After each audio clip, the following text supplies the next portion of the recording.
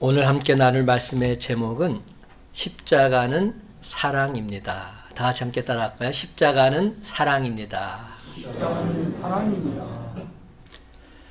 여러분, 교회력으로 보면 1년 중 가장 중요한 날이 바로 오늘부터 다음 주일까지 일주일간이라 할 수 있습니다.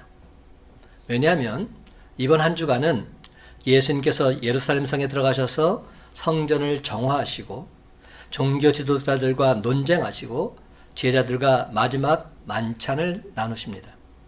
그리고는 겟세마네 동산에서 피땀 흘리시며 기도하시고 제자의 입맞춤으로 배신을 당하시고 체포되어서 빌라도의 법정에 서시고 십자가에 달려 운명하셨다가 주일 아침 부활하시는 바로 그 한 주간이기 때문입니다.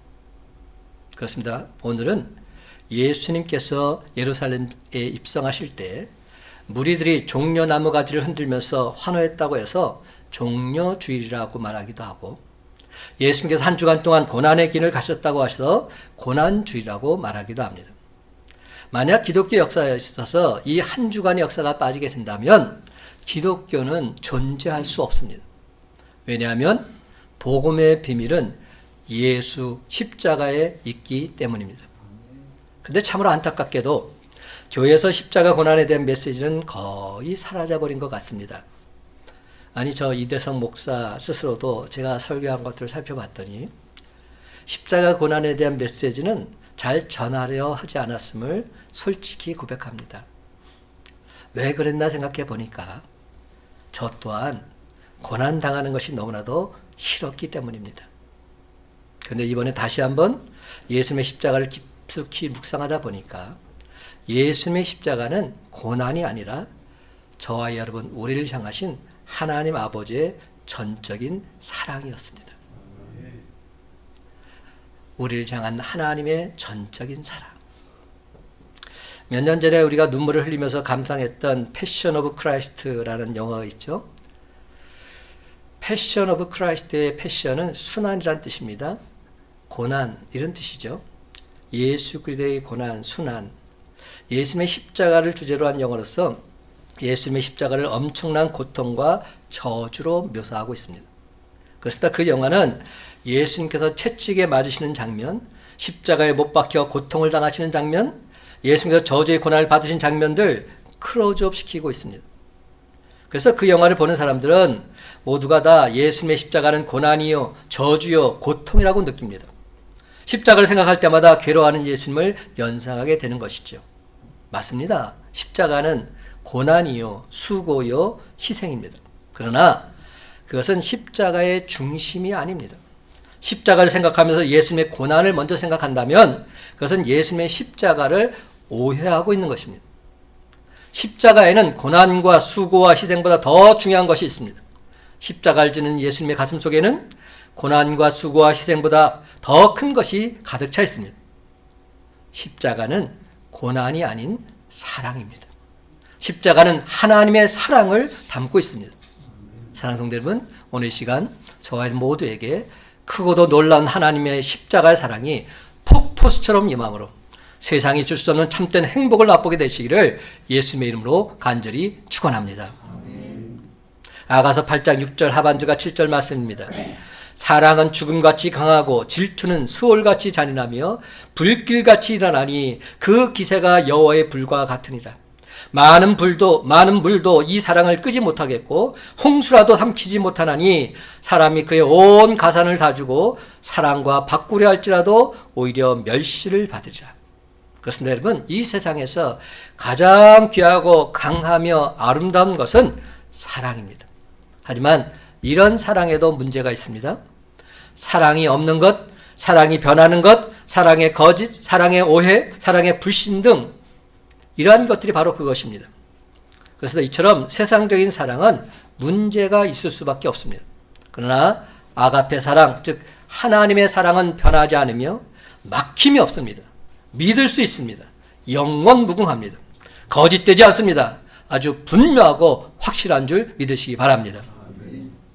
현대사회는 많은 종류의 보험이 있죠. 생명보험, 건강보험, 교육보험, 연금보험 등등 많은 종류의 보험이 있습니다. 왜 사람들이 그 보험을 듭니까? 그것이 어려움을 당할 때 도움을 줄 수 있는 보증서가 되기 때문입니다. 여러분, 또한 보증수표라는 것이 있습니다. 그것은 현금이나 다름없는 가치를 가집니다. 보험에 들어있거나 보증수표를 가지고 있는 사람 든든합니다. 믿는 구석이 있기 때문입니다. 그런데 여러분, 우리 믿는 하나님의 자녀들에게는 보험보다, 은행의 보증수표보다 더 믿을 수 있는 것이 있습니다. 그것은 바로 예수 그리스도 안에 있는 하나님의 사랑인 줄 믿으시기 바랍니다. 오늘 본 말씀은 하나님 사랑의 최종 완결편이라 말할 수 있습니다.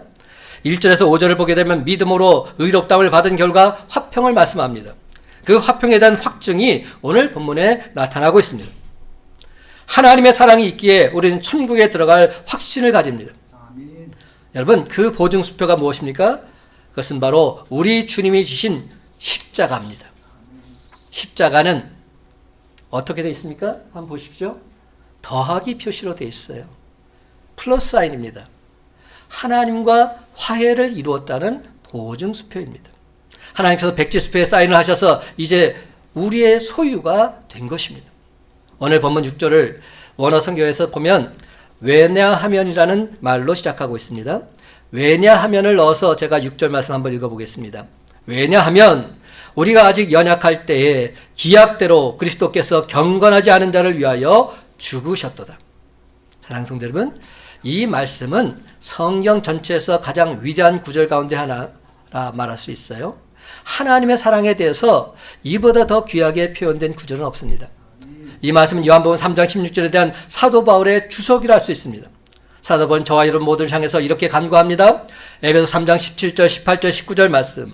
믿음으로 말미암아 그리스도께서 너희 마음에 계시게 하시었고 너희가 사랑 가운데서 뿌리가 박히고 터가 굳어져서 능히 모든 성도와 함께 지식에 넘치는 그리스도의 사랑을 알고 그 너비와 길이와 높이와 깊이가 어떠함을 깨달아 하나님의 모든 충만하신 것으로 너희에게 충만하게 하시기를 구하노라. 그렇습니다. 우리가 하나님의 사랑을 경험하는 것, 이것이 그 무엇보다 중요합니다. 그래야 진정 하나님의 자녀답게 살 수가 있습니다. 그렇다면 여러분, 하나님의 사랑 어떻게 경험할 수 있을까요? 여러분, 하나님의 사랑은 십자가와 부활로 이미 확증되었습니다. 아멘. 십자가와 부활, 이 두 가지를 온전히 경험하게 되면 하나님 최고의 사랑을 경험하게 되는 것입니다. 아멘. 어떤 분은 이렇게 질문할지 모르겠습니다. 목사님, 지금 나에게 당장 필요한 것은 돈입니다. 나에게 필요한 것은 양식이 필요합니다. 사업이 잘 되는 것이 필요합니다. 이런 것들 도와주셔야 나를 진정 사랑하시는 것 아닙니까? 근데 엉뚱하게도 2000년 전에 있었던 십자가니 부활이니 뭐 이런 것 뭐 그리 대단합니까? 뭐 그리 중요합니까? 여러분은 어떻습니까? 여러분도 사업이 잘 되고 자녀가 잘 되고 건강하면 하나님의 사랑을 받고 있다, 그렇게 생각하십니까? 그러나 우리가 진정한 그리스도라 말한다고 할 것 같으면 십자가 하나만 바라보면서 하나님은 지금도 나를 사랑하고 있다는 사실을 깨닫고 감격할 수 있어야 합니다. 여러분, 십자가가 없이 죄 문제가 해결됩니까? 오직 예수 십자가 외에 다른 길은 없습니다. 십자가가 그토록 중요한 이유는 이것만이 우리에게 주신 하나님 사랑의 증표가 되기 때문입니다. 신랑과 신부가 결혼을 하면서 결혼의 증표로 예물을 교환하지요. 대부분 금으로 된 반지나 목걸이 등을 선물합니다. 금이 변하지 않는 것처럼 나도 당신을 영원토록 사랑합니다, 이런 뜻으로 주는 것이겠습니다. 이처럼 하나님이 우리에게 주신 최대의 선물은 십자가입니다. 이는 하나님 사랑의 확증인 것입니다. 또한 예수님께서 부활하심으로 우리의 의의를 확증해 주셨습니다. 부활의 첫 열매가 되심으로 영원한 생명, 즉 영생의 길을 우리 모두에게 열어주셨습니다. 그렇습니다. 예수 십자가 안에 내 생명의 진실한 의미가 담겨있는 줄 믿으시기 바랍니다. 그래서 우리는 하나님 사랑하면 십자가요, 십자가 하면 하나님 사랑을 생각하게 되는 것입니다. 그렇다면 여러분, 하나님 사랑이 어떻게 우리에게 임했을까요? 하나님 사랑의 길이는 과연 어느 정도나 될까요? 사랑하는 성도 여러분, 오늘 시간 그 사랑이 어떤 상황에서 어떤 사람에게 계시되었는지를 살펴보면서 저와 여러분을 향한 하나님의 사랑 다시금 온전히 확증하게 되시기를 간절히 소망합니다. 첫째로 하나님은 우리가 아직 연약할 때 사랑해 주셨습니다. 우리가 아직 연약할 때. 6절 말씀 다 같이 함께 읽어볼까요? 6절 시작. 우리가 아직 연약할 때 기약대로 그리스도께서 경건하지 않은 자를 위하여 죽으셨도다. 아멘. 여러분, 연약할 때라는 말은 부족할 때와 같은 표현입니다. 부족할 때. 우리가 부족하다는 것은 우리 힘으로 구원받을 만한 수준에 있는 그런 존재가 아니라는 말입니다. 우리가 구원에 관한 한 아무것도 할 수 없을 죄인이었을 때, 좀 더 정확히 적극적으로 표현하자면 진노 아래 있을 때에, 원수가 되었을 때에 하나님께서 그의 가장 사랑하는 독생자 예수님을 죽게 하셨다는 겁니다. 여러분은 언제부터 하나님의 사랑을 받으셨습니까? 예수 믿고 난 후부터입니까? 만약 그렇게 생각하신다면 이는 잘못된 생각입니다. 우리가 하나님의 사랑을 알지도 듣지도 못하고 깨닫지도 못할 그때에 하나님은 저와 여러분을 사랑해 주셨습니다. 우리의 수준이 올라가서 하나님께서 우리를 사랑해 주셨을까요? 아닙니다. 우리의 수준이 올라간다면 얼마나 올라가겠습니까? 도끼인 객끼입니다. 별반 차이 없습니다. 이는 참으로 어리석은 생각에 불과합니다. 하나님의 사랑은 우리의 수준을 보고 사랑하시는 그런 사랑이 아니십니다.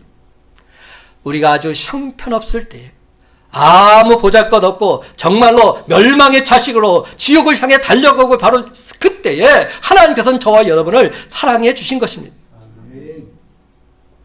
여러분이 예수님을 믿으니까 하나님의 사랑을 받았다는 생각, 이는 올바른 생각이 아닙니다.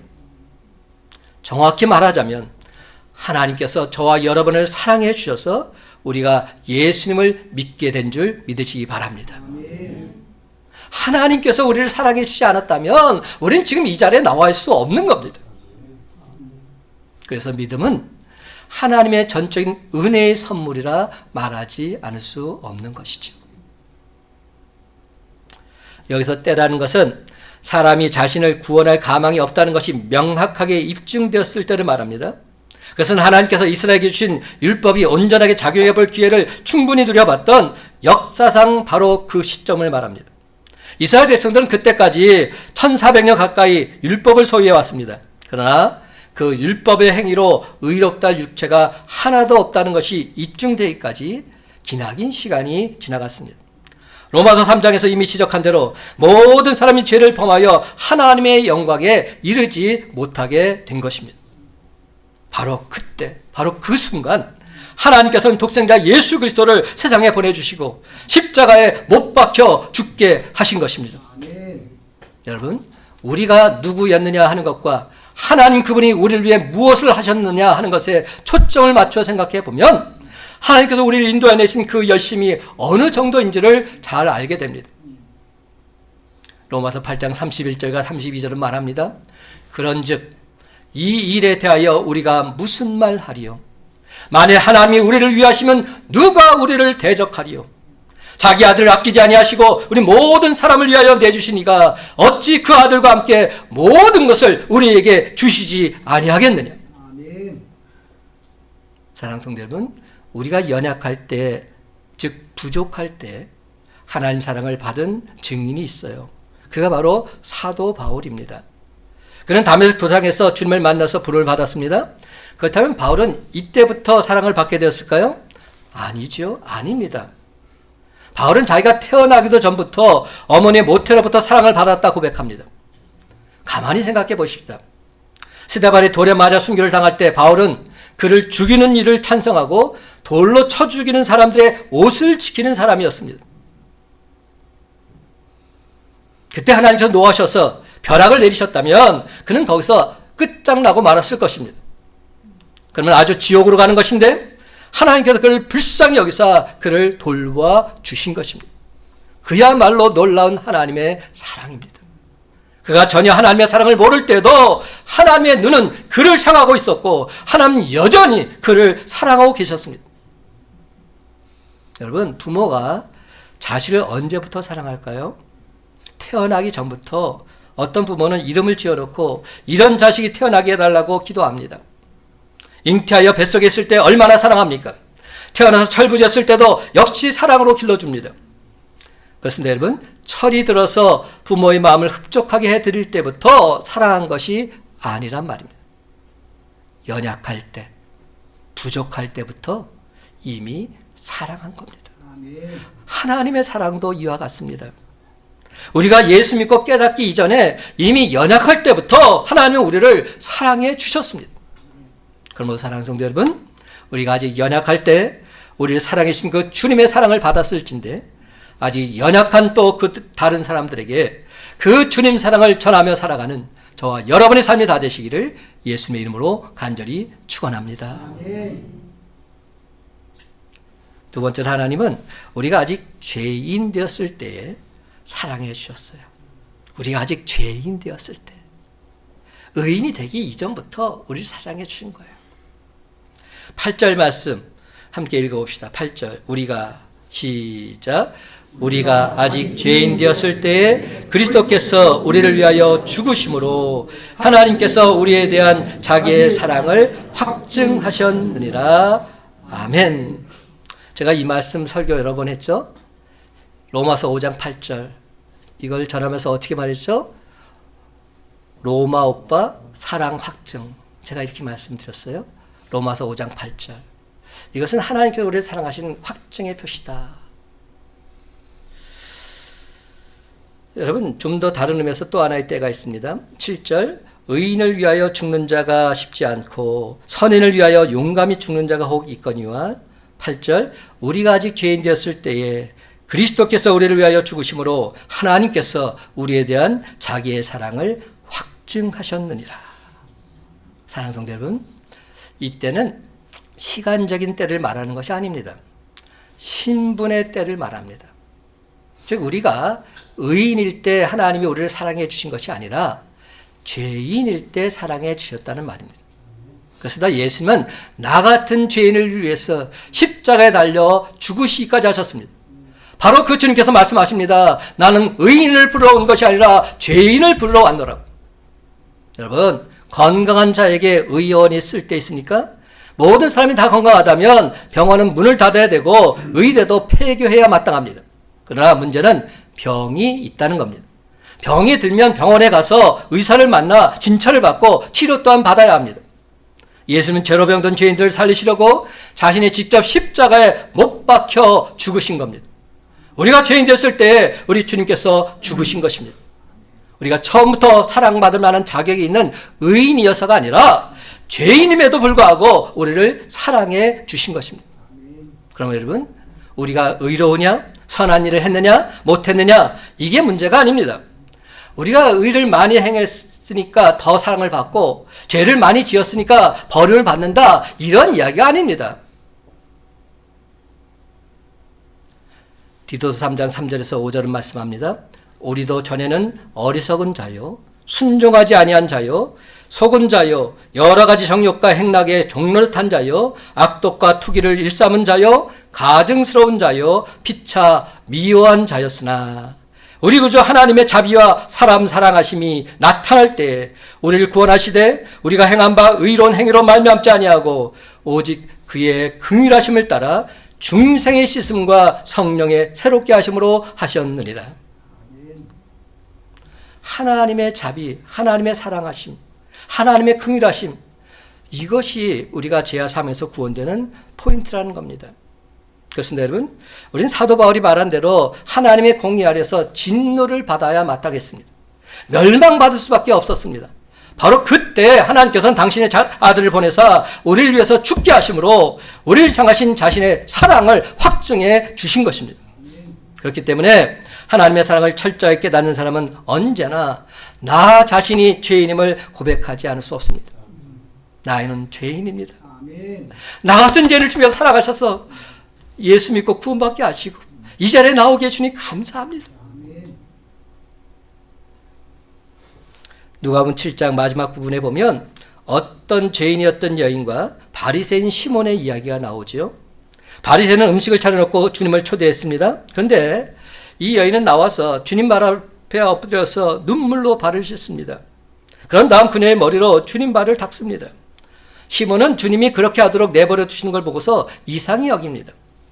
이때 주님은 두 빚진 자의 비유를 말씀해 주십니다. 그런 다음 그것을 사건에 적용시키고 있습니다. 누가복음 7장 47절 말씀, 이러므로 내가 네게 말하노니 그의 많은 죄가 사하여 졌도다. 이는 그의 사랑함이 많음이라. 사함을 받은 일이 적은 자는 적게 사랑하느니라. 이 여인은 자신이 죄인됨과 그 죄를 용서해 주실 분은 오직 예수 그리스도 주님밖에 없음을 깨달아 알았습니다. 그러므로 바로 그 주님께 제 아무리 귀한 것을 다 드린다 할지라도 부족할 수밖에 없음을 알았던 것이죠. 그러나 바리새인은 자신의 죄인됨을 깨닫지 못했습니다. 그래서 예수님을 자기 집에 초청했음에도 불구하고 발 씻을 물조차 주지 않았습니다. 도대체 왜 그랬습니까? 자신의 빚짐과 궁핍을 온전히 깨닫지 못했던 겁니다. 여러분, 하나님은 우리가 의인이 되었기에 사랑하신 것이 아닙니다. 착각하지 마십시오. 죄인임에도 불구하고 우리를 사랑하셨습니다. 아멘. 이 얼마나 놀라운 사랑입니까? 그래서 하나님은 죄인인 우리를 사랑하사 외아들 십자가에 달려 죽게 하심으로 우리에 대한 자기의 사랑을 확증하셨습니다. 아멘. 그러므로 이제 우리도 바로 그 주님의 사랑을 죄와 사망의 음침한 곳에서 헤매고 있는 자들에게 전해야 마땅하지 않겠습니까? 아멘. 사랑하는 성도 여러분, 오늘 시간 나도 진정 그들에게 사랑의 확증자가 되겠노라 결단함으로써 죄에 빠져있는 형제 자매들에게 끝까지 하나님 사랑을 전파하며 살아가는 저와 여러분의 복된 삶이 다 되시기를 예수님의 이름으로 간절히 축원합니다. 아멘. 세 번째로 하나님은 우리가 아주 원수 되었을 때 사랑해 주셨어요. 저는 이 부분이 너무나도 감동이에요. 우리가 연약할 때, 우리가 죄인일 때 사랑해 주셨지만 하나님과 원수지간에 있을 때도 우리를 사랑해 주셨다는 겁니다. 우리가 아주 원수 되었을 때 10절과 11절 말씀 함께 있습니다. 10절 시작. 곧 우리가 원수 되었을 때에 그의 아들의 죽으심으로 말미암아 하나님과 화목하게 되었은즉 화목하게 된 자로서는 또 그의 살아나심으로 말미암아 구원을 받을 것이니라. 그뿐 아니라 이제 우리로 화목하게 하신 우리 주 예수 그리스도로 말미암아 하나님 안에서 또한 즐거워하느니라. 아멘, 아멘. 그렇습니다, 여러분. 하나님은 우리가 아직 연약할 때 사랑해 주셨으며 아직 죄인 되었을 때 사랑해 주셨습니다. 우리가 죄인이 되었다는 말은 소극적으로 하나님과 분리된 삶을 살고 있다는 것을 말하고 적극적으로는 하나님과 원수가 된 상태에 있다는 것을 말합니다. 하나님과 원수가 된 상태라는 말은 무슨 뜻입니까? 하나님과 전혀 반대방을 향해서 나아가고 있음을 뜻합니다. 하나님께로 향하는 어떤 중간 지점이 아니라 반대 방향, 아주 원수가 되었을 바로 그때도 하나님께서는 저와 여러분을 사랑해 주신 것입니다. 앞에서 말씀드렸지만 사도 바울의 예를 또다시 생각해 봅니다. 그는 국내 사람들을 잡아서 옥에 가두고 죽이는 것으로는 성이 차지 않았어요. 분이 풀리지 않았어요. 그래서 외국까지 원정대로 파견되어서 예수를 믿는 사람들 잡아오려고 했던 사람입니다. 다메섹 도상에서 주님은 그런 사울을 만나주고 계십니다. 사울아, 사울아, 어찌하여 내가 나를 박해하느냐? 나는 내가 박해하는 예수다. 이렇게 말씀하십니다. 그야말로 원수는 외나무 다리에서 만난다고 했는데 정면으로 하나님과 원수로서 만나게 된 겁니다. 그런데도 불구하고 원수인 그를 하나님은 사랑하셨습니다. 그럴진데 여러분, 더 이상 무슨 할 말이 있겠습니까? 만에 하나 여러분 가운데 하나님을 먼저 사랑해서 사랑받은 분이 계십니까? 원수인 우리를 하나님께서 사랑해 주셨기에 우리는 진노하시면서 구원받은 것이 더욱 확실하게 인증되는 것입니다. 우리 주님의 십자가는 원수인 우리가 하나님과 화목하게 되었다는 사랑의 증표인 셈이지요. 여러분에게 진정 이런 확신이 있으십니까? 그렇습니다. 이제 우리는 하나님과 화목하게 되었고 하나님의 자녀가 되었으며 하나님의 사랑을 받는 위치에 있게 된 것입니다. 그런데 여러분, 여기에 문제가 있어요. 하나님의 자녀임에도 가끔 의심이 생긴다는 겁니다. 하나님이 날 구원해 줬음을 내가 알아요. 그리고 믿어요. 근데 내가 살면서도 하나님이 정말 살아계시다면 왜 내게 이렇게 환난과 핍박을 주실까? 하나님이 정말로 살아 역사하고 계신 것이 맞을까? 의심이 들게 된다는 거예요. 사도 바울도 그랬대요. 사도 바울도 이런 의심을 가졌다고 성경 말합니다. 사도 바울 또한 로마서 7장 24절에서 오호라 나는 곤고한 사람이로다. 이 사망의 몸에서 누가 나를 건져내랴. 이것은 어떤 표현입니까? 불신자들의 표현 아닙니까? 하나님을 알지 못하는 자들의 표현 아닙니까? 그렇다면 우리가 이렇게 될 때 과연 무엇을 생각하고 어떻게 이겨내야 할까요? 바로 이 로마서 7장 25절 상반절에 그 정답이 나와 있습니다. 뭐라고 말합니까? 우리 주 예수 그리스도로 말미암아 하나님께 감사하리로다. 예수 그리스도로 말미암아 나는 하나님께 감사하지 않을 수 없습니다. 이렇게 고백하고 있는 겁니다. 주님 한 분만으로 나는 승리할 수 있습니다. 그 어떤 상황이 있다 할지라도, 지금 비록 환난과 핍박과 궁핍 속에 빠져 있다 할지라도 주님이 나와 함께 하셔서 날 이끌어 주실 내가 믿기에 나는 감사하며 살겠습니다. 이렇게 고백하고 있는 겁니다. 우리 주 예수 그리스도로 말미암아. 그렇습니다, 여러분. 하나님께서 다른 사람이 아닌 바로 내 죄를 대속하시기 위해서 독생자 예수 그리스도를 십자가에 달려 죽게 하시기까지 날 사랑하신 바로 그 십자가의 사랑 온전히 생각해야 할 줄로 믿습니다. 여러분, 내가 하나님을 사랑하기 때문에 나를 사랑하시는 것이 아닙니다. 내가 잘나서 많이 배워서 사랑받을 만한 조건이 있어서 나를 사랑하시는 것도 아닙니다. 내가 교회에 큰 공헌을 할 수 있기 때문에 그래서 나를 사랑하시면 더더욱 아닙니다. 내가 도무지 용납받을 수 없는 추한 사람으로 있을 때, 도무지 용서받을 수 없는 죄악 가운데서 서성거리고 있던 바로 그때도 주님은 나를 사랑하셨습니다. 내가 아무 사랑받을 만한 가치가 없는 바로 그때도 주님은 나를 사랑하셨습니다. 우리가 아직 연약할 때도, 우리가 아직 죄인 되었을 때도, 우리가 아주 하나님과 원수가 되었을 때조차도 하나님께서 나를 사랑하셨습니다. 그 원수를 미워해야 할 그때, 반드시 벌하시고 멸해야 할 그때, 감옥을 보내도 시원치 않을 바로 그때에도 하나님께서는 도리어 그 죄값을 원수 대신 지불하시고 그 죄값을 당신 아들이 대신 치도록 하셨습니다.